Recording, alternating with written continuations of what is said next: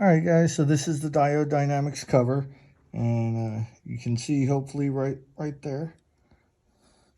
You have the little D, so it's on an aftermarket cover. This is actually from them, and you can see it's just got the little hooks on each side, and it just basically just clips on. Let's see if I can do this with one hand. All right. And you would just push this all the way on until it seats. And there we go. And you can see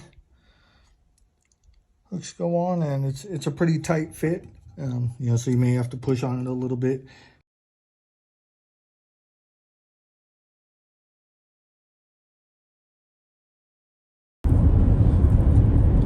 All right, guys, it's about 4:30 in the morning. I'm on my way to work, and the fog is pretty heavy out.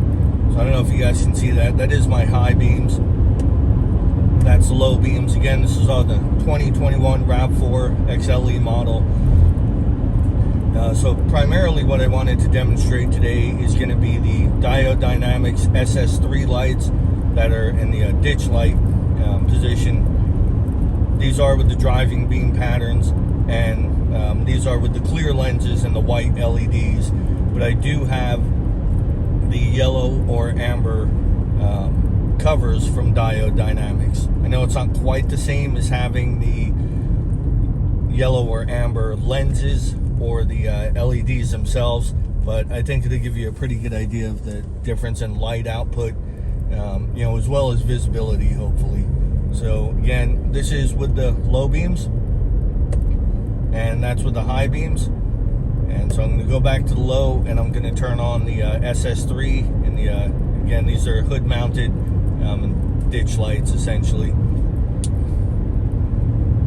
and hopefully that's showing up as far as how much fog there actually is. It's pretty heavy, and I'm going to turn those back out. And again, low beam, high beam, and the SS3s. And again, this is with the clear lenses, and I'll turn that back out.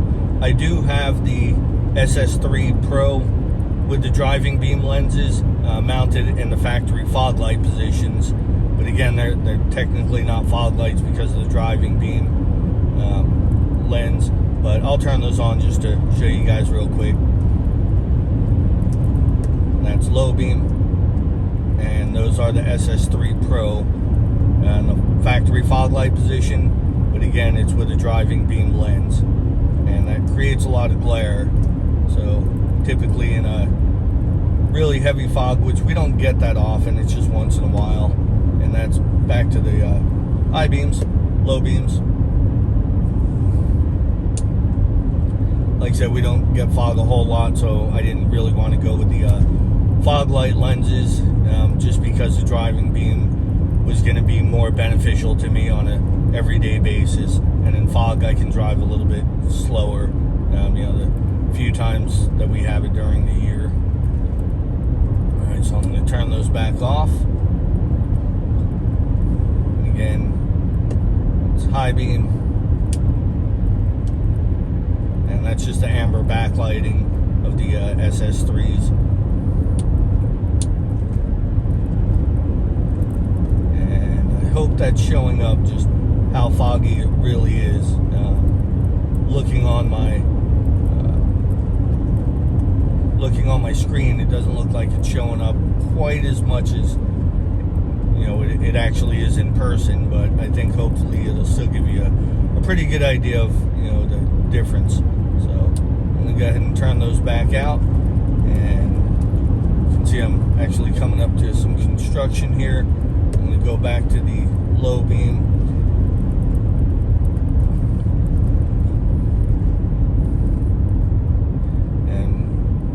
Going to pull over here. Guess I'll pull over up here, and I'm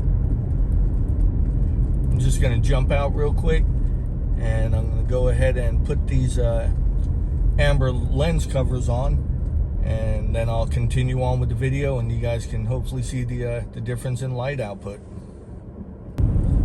Alright guys, so the yellow covers are on. So again, this is the high beams, this is low beams, and now we'll turn those on.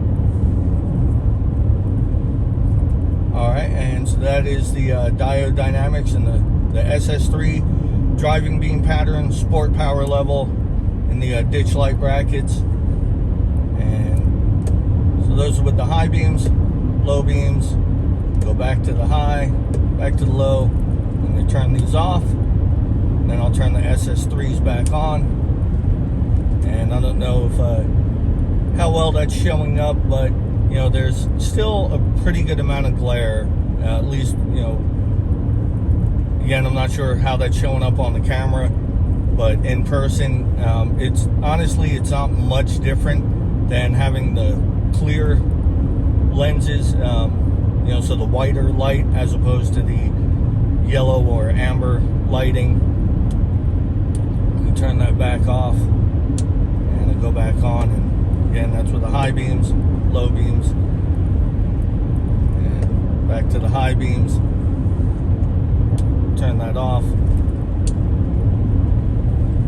And so, you know, my opinion, at least, you know, for my driving conditions, my eyes and everything, is I really think it's more